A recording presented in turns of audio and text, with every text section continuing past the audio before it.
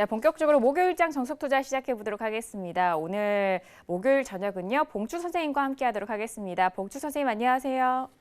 네, 안녕하세요. 네, 반갑습니다. 자, 오늘 뭐니 해도 금리 인하 소식을 빼놓을 수가 없는데요. 깜짝 금리 인하입니다. 3년 만에 이행이 됐고, 이 인하가 또 주목을 받는 것이 미국의 금리 인하보다 더 앞선 그런 시행이기 때문에 많은 시장 참여자들이 놀랐을 것 같습니다. 더불어서 경제 성장률이 계속적으로 하향 조정된 것이 앞으로의 시장에 대한 우려가 더욱더 큰 상황인데요. 오늘 시장 어떻게 보셨을까요? 네, 오늘 시장은 약하기도 했고요. 그리고 또 어떻게 보면은 잘 버텼다 그렇게 볼 수가 있을 것 같습니다.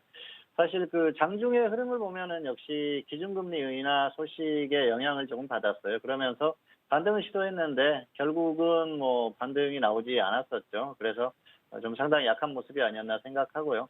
어제 오늘장을 예상을 했을 때 버티는 흐름 정도가 나올 거라고 말씀을 드렸는데 버티는 흐름이 나오긴 했지만은 조금 하락하면서 생각했던 것보다는 좀 약한 흐름이 나오지 않았나 생각을 합니다.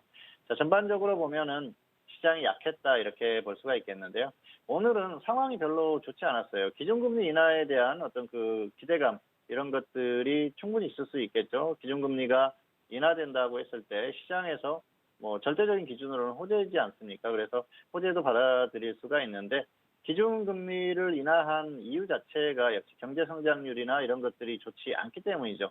경제성장률에 대해서 작년에 한국에 대한 경제성장률 예상을 했을 때 굉장히 높게 그렇게 얘기를 했었지 않습니까?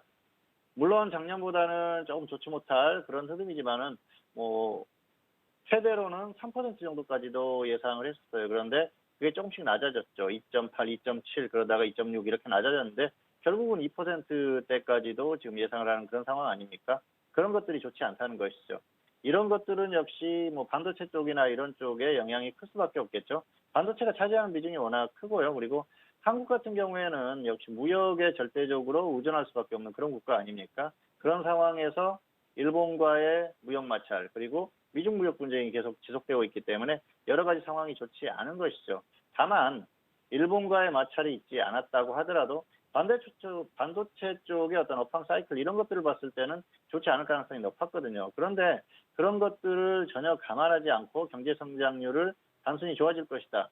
그렇게 예상을 했던 것이죠. 물론 그렇게 예상한 게 반드시 나쁘다고 말씀드릴 수는 없습니다. 그리고 대부분이 그렇게 해요. 왜냐하면은 처음부터 내년에 엄청 좋지 않을 거야. 그렇게 얘기하면은 정말 그 국민들이 혼란스러운 그런 상황이 올 수도 있지 않겠습니까? 그래서 여러 가지를 감안해서 그렇게 얘기를 했겠지만은 그럼에도 불구하고 차이가 너무 많이 난다는 것이죠. 지금 작년에 예상했던 2.7%뭐 이 정도하고 비교하면 엄청난 차이 아닙니까? 그러다 보니까 이 장이 좋을 수가 없는 것이죠. 그리고 오늘 결정적인 흐름은 결국은 해외 증시에서 나왔는데요. 중국 시장 급락 그리고 또 미국 선물에 급락하는 흐름 그런 것들 때문에 역시 지수가 좀 반등할 수 있는 그런 부분에서 눌렸다 그렇게 보시면 될 것 같습니다.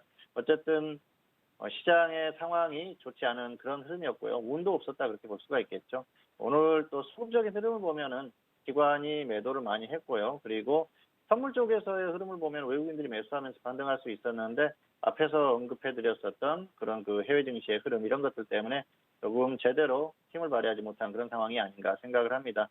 어쨌든 오늘 흐름을 보면은 역시 한국 시장이 약하다 그렇게 볼 수가 있을 것 같고요. 향후에도 어떤 이 흐름을 확실하게 깰 수 있는 그런 계기가 마련되지 않는다면 이런 흐름이 지속되지 않을까. 지금은 일단 그렇게 예상을 해볼 수가 있을 것 같습니다. 네, 버티는 흐름에 대한 부분을 항상 말씀을 해주셨는데 오늘 우리 증시에 대해서 전반적인 또 분석을 해주셨습니다. 추가적으로 여쭤보고 싶은 것이 일단 기준금리가 3년 만에 인하가 됐습니다. 그리고 최근에 환율에 대한 그런 중요성도 계속적으로 장중에 말씀을 드리고 있는 상황인데요. 기준금리 인하로 인해서 환율에 대한 변동 오늘 좀 우려가 있었는데 그럼에도 불구하고 오늘은 오히려 원달러 환율이 좀 하락하는 움직임을 보여줬습니다. 원화가치 하락에 대해서 좀 우려가 깊은 상황인데 이 환율에 대해서는 앞으로 전망 어떻게 보실까요? 환율 같은 경우에는 지금도 많이 그 반등을 했죠. 원 달러가 반등을 했기 때문에 원화가 약세를 보였다고 볼 수가 있겠는데요. 아직까지는 추가적으로 반등할 여지가 충분히 많다고 생각을 합니다. 원달러 역시 그 원화의 어떤 그 강세, 약세, 원화의 가치 이런 부분에 대해서는 단순히 금리를 인하하고 인상하고 뭐 그런 부분도 중요하겠죠. 그리고 강달러가 지속되는지 이런 부분도 중요하겠지만 한국의 전반적인 이런 상황들을 봐야 되는데요. 그런 여건들이 전반적으로 좋지 않습니다. 그러다 보니까 단순히 우리가 금리를 인하하니까 조금 오르고 말겠지 뭐 이렇게 생각할 게 아니고요. 한국의 전반적인 경기 흐름이나 여러 가지 상황들 이런 것들을 봤을 때는 좋지 않다는 것이죠. 그렇기 때문에 이 원화 약세의 흐름은 어떤 이런 단순히 단기적인 이런 흐름이 아니고 추세적인 흐름이 아닐까 생각을 합니다. 그래서 여기에서 뭐 단순히 조금 더 반등하다가 멈춘다거나 다시 하락하거나 그렇게 예상하기보다는 역시 지금보다는 조금 더 약세를 지속할 가능성이 상당히 높다. 현재로서는 그렇게 생각을 하고 있습니다. 자, 이렇게 오늘 목요일장에 대한 전반적인 정리를 함께 도와드렸습니다. 앞서서 뉴욕 증시 3대 지수는 오늘도 하락 출발이 됐고 2분기 실적에 대한 계속적인 우려와 실적 부진 속에서 지수는 좀 힘을 잃고 있는 상황인데요. 오늘도 양지수 모두 하락한 우리 증시, 내일 우리 시장에 대한 전망도 이야기 나눠보도록 하겠습니다. 자, 봉추 선생님, 내일 금요일장인데요. 내일 우리 시장 어떻게 전망하실까요? 네, 내일 같은 경우에는 지수가 크게 빠질 거라고 보지는 않습니다. 지수가 내일 정도는 좀 버티는, 내일까지는 그 정도 흐름이 나오지 않을까 생각을 하는데요. 문제는 지금 한국 시장 자체가 약세장으로 굳어지고 있다는 거예요. 상당히 약한 흐름이고요. 이런 게 추세적으로 굳어지고 있다는 것입니다. 결국은 한국 시장의 트렌드, 추세 자체가 좋지 않다는 것이죠. 전반적인 시장을 둘러싼 환경이 점점 좋지 않게 변하지 않습니까? 그리고 일본 쪽에서 오늘까지 뭐 최후 답변을 해달라 그런 또 그 통보를 했죠. 어쨌든 그러다 보니까 향후에 어떤 무역 분쟁 이런 것들이 또 확전되지 않을까 그런 생각을 하고 있습니다. 그러다 보면은 결국 시장이 부담을 느끼게 되는 것이죠. 전반적인 이런 상황들이 시장에 영향을 미칠 거예요. 그러다 보니까 추세적으로 좋을 가능성이 떨어지는 것이죠. 그리고 뭐 해외 증시와 비교해도 현재 약한 흐름은 다들 기억을 하실 겁니다. 그런 흐름이기 때문에 역시 한국 시장이 좋을 만한 흐름은 아니라는 것이죠.